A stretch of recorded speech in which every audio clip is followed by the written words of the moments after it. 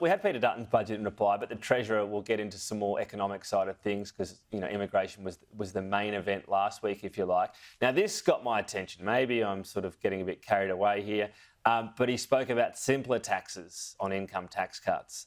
So does that mean maybe that 37%, bracket that, remember, Labor added it back as part of their reform? Does that go again, or is that too expensive to totally rip that out?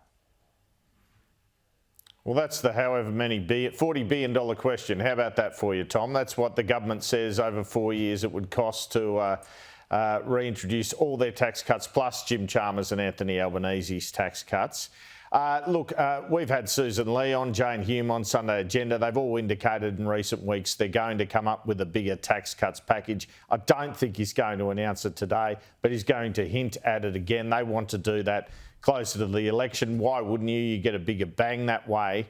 Pre-election, you catch Labor more on the hop, so they can't match your promise. But we know that's coming. So we're at the stage of the cycle now, whether an election's 6 months away or a year away. We're 2 years, a 2-year anniversary of the Albanese government yesterday, where the focus does go a lot more on the opposition. We as journalists do that. The government always wants you to put focus on the opposition. As a journalist, that's pretty unreasonable when they've just been elected. Now it starts to become reasonable because they start to become the alternative government, and you see an uptick in the electoral cycle, in the movement around Canberra at this time, Tom. It becomes a bit more exciting for us political journalists. We've seen their migration promise. They've got a pretty simple message there and popular message. We're going to cut migration. Angus Taylor's going to say we're going to cut spending. Again, a tick. From a popular point of view. The migration one, that they're going for a very ambitious net migration cut. Is it achievable? That's a real question. Nevertheless, it's popular.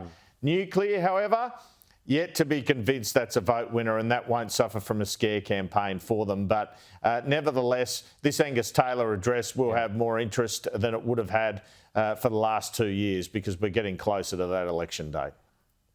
Yeah, so, look, spending cuts, I think the vibe would be popular on bringing the budget in control, but where would it be? That's where it gets tricky. Andrew, thank you.